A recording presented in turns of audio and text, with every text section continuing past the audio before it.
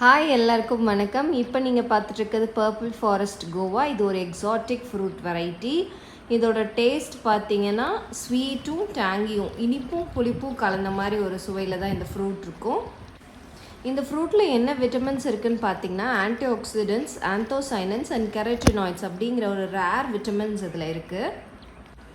இது பயங்கரமான ஒரு ஹெல்த்தி ஃப்ரூட்டு. இதே மாதிரி எக்ஸாட்டிக் ஃப்ரூட் பிளான்ட்ஸை பற்றின தகவல்கள் வேணும்னா மறக்காமல் நம்ம சேனலை ஃபாலோ பண்ணுங்கள். நன்றி.